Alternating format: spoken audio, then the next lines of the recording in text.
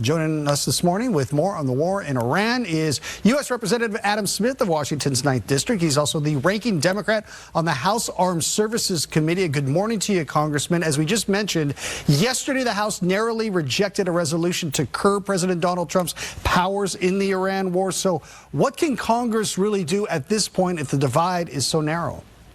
Well, Congress could do a great deal. We need to have the votes for it, and the Republicans in the House and the Senate have decided to back President Trump's war in Iran. So they're not going to do anything. But we need to keep pushing on this issue, and I think your report so illustrates the problem. President Trump didn't get elected. The people who voted for him didn't vote for him because they wanted to go to war with Iran. They wanted to deal with inflation, affordability, strengthen our economy, and we're going in the opposite direction on that. And this war is going to drive up the cost of oil and energy considerably, which is only going to make that worse. I mean, we lost jobs last month. We need to focus on our economy, not on another full-scale war in the Middle East. The House also, though, approved a separate measure affirming Iran as the largest state sponsor of terrorism. 53 Democrats voted against that. You voted to approve the measure. So Iran is clearly a big concern here. What do you think would be a better way to approach the situation there in the Middle East? Yeah, not going to war. And that's the thing that has really troubled me. And I've been in Congress a while, so I've seen this play out with Iraq, with Afghanistan, with Libya, other countries as well. Look, I fully acknowledge that Iran is a bad actor in the Middle East region and a problem for the U.S.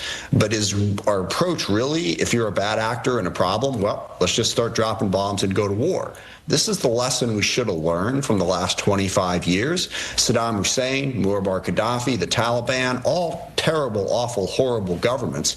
But we decided that the military was going to be an easy solution to that, and we learned that it's not. It's incredibly costly, and the results almost never turn out the way you envision them going in. So I understand the impulse. I do. The world would be a better place if Iran got rid of this government and had a government that actually focused on the Iranian people. That's absolutely true. But that doesn't mean that you go to war to try to bring that about, because we've learned that it's not as easy as it sounds or it looks, and the costs are considerable. So yes, they acknowledge certainly how bad Iran is.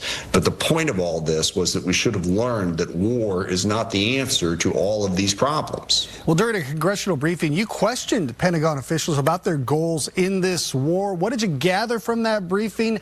How long do you think at this point the war could last? And do you believe we're going to see boots on the ground here?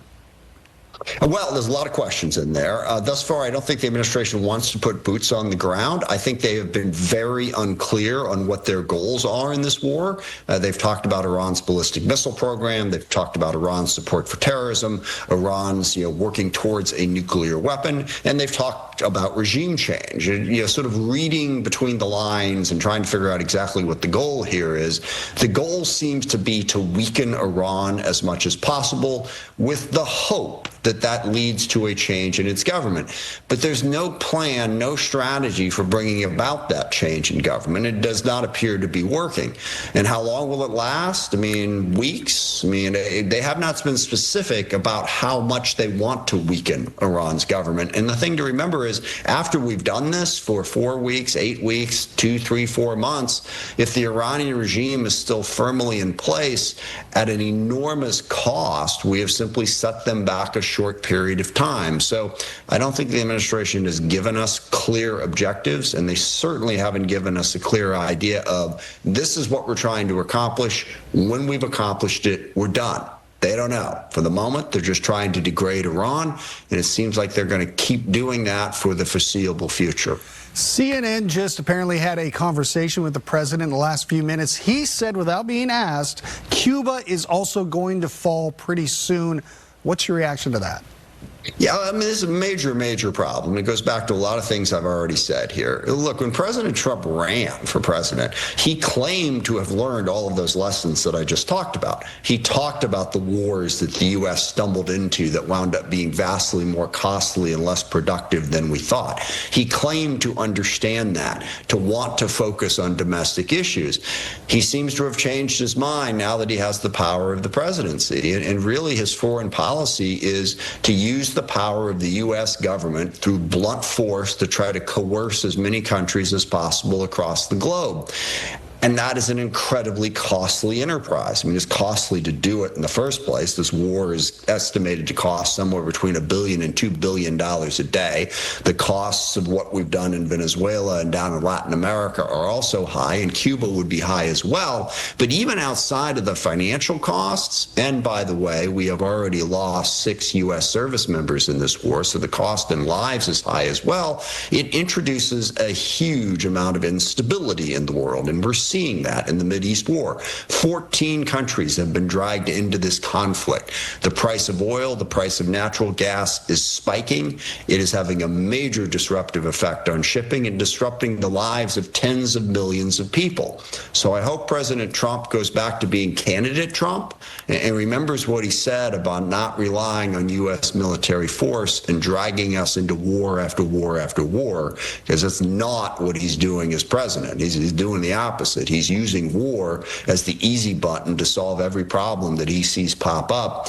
That's not what we should be doing. All right, before you go, I do want to get your take about the president's decision to nominate Oklahoma Senator Markwayne Mullin to replace Kristi Noem as DHS Secretary. What's your take on this? Well, the main take is, regardless of who's there, the policies are the problem. Now, I think Kristi Noem was a uniquely unqualified and corrupt official, so she definitely needed to go. But the policies come from Trump, and the policies of violating the rights of Americans all across the country, hiring all these ICE and other federal agencies that amount to a paramilitary force for the president, that are going around community by community and terrorizing the people of America, violating their rights, doing searches without warrants, stopping people without probable cause, detaining people for weeks at a time without due process. All of these things violate the rights of our country. Those are being implemented at Trump's direction. So it's good that Noem is gone, but that doesn't change the policies. I served with Markwayne Mullin in the House. I know him reasonably well. We've worked together on a few issues.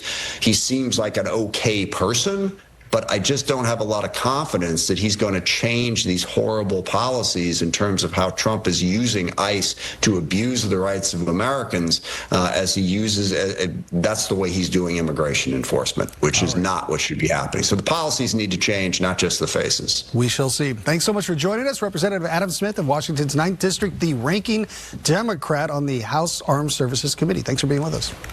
Thanks for having me.